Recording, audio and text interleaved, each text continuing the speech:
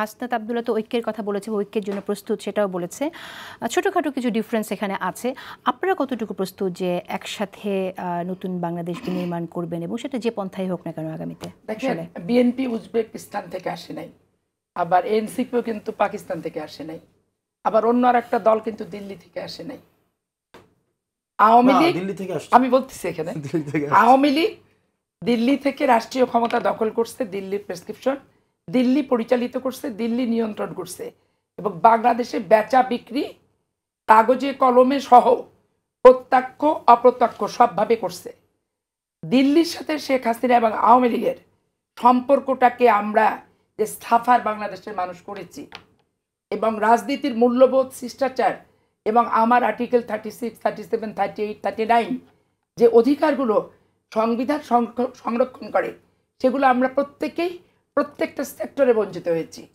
তা এখন তার পরিপ্রেক্ষিতে আজকে আমরা ওই দিল্লির শাসক, দিল্লির রাজনৈতিক সংগঠন, দিল্লি দ্বারা নিয়ন্ত্রিত অবৈধ অনির্বাচিত সরকারকে আমরা হটাতে পেরেছি। এখন স্বাভাবিক কারণে দিল্লি পার্শ্ববর্তী রাষ্ট্র, এরা সবসময় আমাদের সম্পর্কের ভিতর তীর ধরানোর চেষ্টা করবে, অবিশ্বাসের দোলাচালে দোলনা দেওয়ার চেষ্টা করবে এবং আমরা যাতে কোনোভাবে কাছাকাছি যেতে না পারি এইরকম ঘটনা ঘটানোর ইতিপূর্বে বহু চেষ্টা করে তারা সফল হয়েছে। 21শে আগস্ট বিএনপি কেন ঘটাতে যাবে? কারণটা কি? 64টা ডিস্ট্রিক্টে বোমা হামলা কে করছে? তারা যেন সফল না হয় সেজন্য আপনারা সবাই কতটুকু আসলে সচেতন? একটা দূরত্ব যে রাষ্ট্র নিয়ে একত্রিত হওয়া যাবে না, জাতীয় স্বার্থ নিরপেক্ষ নির্বাচন এইটা নিয়ে মুখ দেখাদেখি করা যাবে না। এই যে একটা তৈরি করলো, একই পলিসি তো দিল্লির, একই পলিসিতে রয়ের। দিল্লি তো আজকে ক্ষমতাচ্যুত হয়নি, দিল্লি তো বিলুপ্ত হয়নি, তো বিলুপ্ত হয়নি। সারা পৃথিবীতে রয়ের এই একচ্ছত্র আধিপত্য। আপনি কানাডায় যান, জাস্টিন ট্রুডো সেও কি বলছে যে এখানে তারা আমাদের শিখদেরকে যারা এখানে আসছে তাদেরকে হত্যা করে চলে যাচ্ছে। আপনি নিউ ইয়র্কে যান, আমেরিকার রাষ্ট্র দেখা যাচ্ছে একই ঘটনা কিন্তু ঘটাচ্ছে। তো বাংলাদেশ তো আমাদের পেটের ভিতরে ঢুকে বসে আছে। এর ভিতরে হয় কি সেজন্য বোঝার ব্যাপার আছে। এত চড়াই উত্তরার মধ্য দিয়ে আজকে দায়িত্বশীল আমাদের প্রত্যেককে হতে হবে।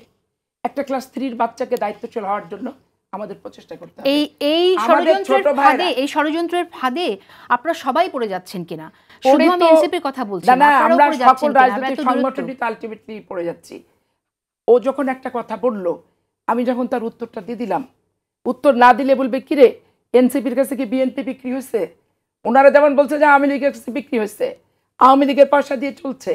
এনসিপি যদি গায়ে বাঁধার মতো, লোমে আঘাত দেওয়ার মতো, আমার রাজনৈতিক ব্যক্তিত্ব নষ্ট করার মতো একটা কথা বলে, আমার দল যদি সেটার কাউন্টার না দেয় বলবে কি এরা কি এনসিপির কাছে বিক্রি হয়ে গেল নাকি?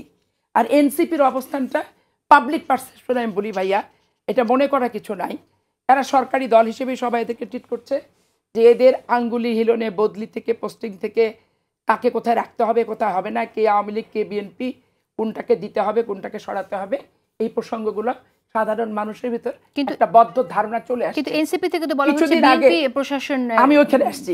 কিছুদিন আগে যখন বলল যে প্রশাসনের সবাই বিএনপি, এখানে নিরপেক্ষ নির্বাচন হবে না, এতে মানুষের কাছে কি গেল? বিষয়টা মানুষের কাছে মেসেজটা কি গেল? বাস্তবতাটা কি? যে এসপি তার সততা যোগ্যতা থাকার পরও সে তেল মারতে পারেনি, অবৈধ নির্বাচনকে সহযোগিতা করে যার কারণে তার ডিমোশন হয়েছে, প্রমোশন হয়নি। সেইটাকে এই সরকার নিয়ে এসে খুঁজে খেতে বসাচ্ছে। এখন ওইটাকে আপনি বিএনপি বললে কি বিএনপি হলো? আপনি বিএনপি আওয়ামী লীগ এনসিপি থাকুক, প্রশাসন এইটাই তো আমি চাই না। আমি চাই না জামাত ইসলামের ডিসিএসপি হোক। আমি চাই প্রশাসনের প্রজাতন্ত্রের কর্মকর্তাদের যে ব্যাপারগুলো, এই আইনগুলো সংস্কারের মধ্যে নিয়ে এসে পুরো দলের লেজুর ভিত্তিক প্রশাসনের পুরো ডিসিএসপি, বাস্তবে তাই হয় কিনা বলছি কিনা আমরা কথা বলবো। একটা